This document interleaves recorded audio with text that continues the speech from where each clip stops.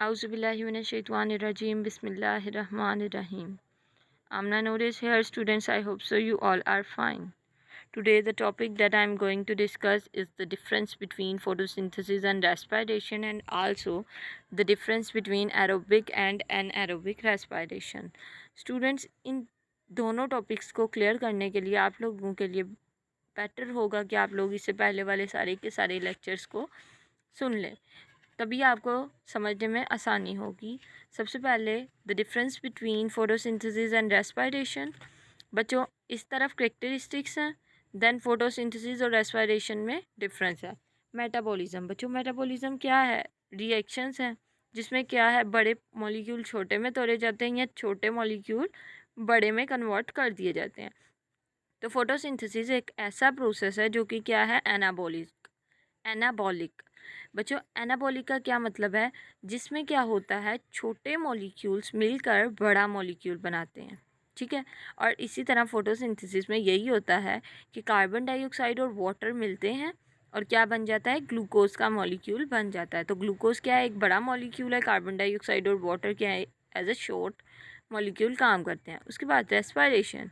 Respiration क्या है, एक कैटाबॉलिक प्रोसेस है, मींस कैटाबॉलिज्म होती है। कैटाबॉलिज्म क्या है, जिसमें बड़े मॉलिक्यूल को छोटे में तोड़ा जाता है। जैसे ग्लूकोज मॉलिक्यूल को कार्बन डाइऑक्साइड और वाटर में ब्रेक किया जाता है, ठीक है।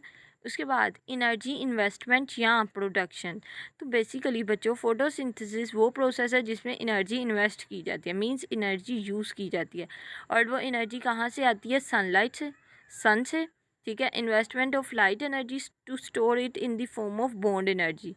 लाइट एनर्जी को स्टोर कर दिया जाता है बॉन्ड्स में, मींस ग्लूकोज मॉलिक्यूल के बॉन्ड्स में। उसके बाद रेस्पिरेशन बच्चों एनर्जी प्रोडक्शन प्रोसेस है, जिसमें क्या होता है, बॉन्ड एनर्जी ट्रांसफ़र की जाती है केमिकल एनर्जी में। और किसकी केमिकल एनर्जी में, एटीपी की केमिकल एनर्जी में, ठीक है। मींस के एडीपी को कन्वर्ट किया जाता है एटीपी में बाय यूजिंग एनर्जी, और वो एनर्जी क्या है, केमिकल एनर्जी की शक्ल में एटीपी में स्टोर हो जाती है। ऑर्गेनिज्म कैपेबल ऑफ, कौन कौन से ऑर्गेनिज्म फोटोसिंथेसिस कर सकते हैं और कौन से रेस्पिरेशन कर सकते हैं?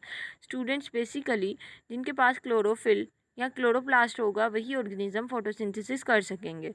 तो क्या है, बैक्टीरिया और एल्गी और ऑल प्लांट्स, ये क्या कर सकते हैं, photosynthesis.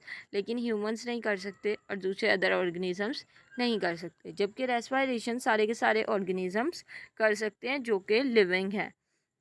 Next, photosynthesis site of occurrences.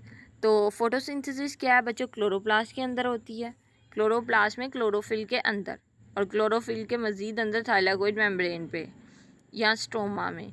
उसके बाद रेस्पिरेशन साइटोप्लाज्म में या फिर माइटोकॉन्ड्रिया में, ठीक है। उसके बाद टाइम ऑफ अक्रेंस, तो फोटोसिंथेसिस डे टाइम में होती है क्योंकि उसी वक्त लाइट अवेलेबल होती है।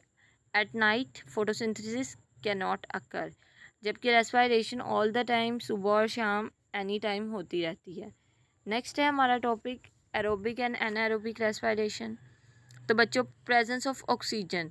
तो एरोबिक रेस्पिरेशन वो है जो ऑक्सीजन की प्रेजेंस में होती है, जबकि एनाएरोबिक रेस्पिरेशन ऑक्सीजन की प्रेजेंस में नहीं होती।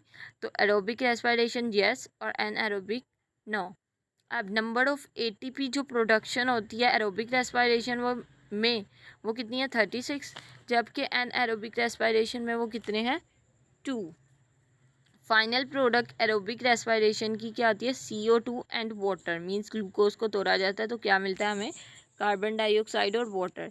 जबकि एनाएरोबिक रेस्पिरेशन में क्या होता है, पायरुविक एसिड कन्वर्ट किस में हो जाता है, लैक्टिक एसिड या फिर एथेनॉल में, और प्लस CO2।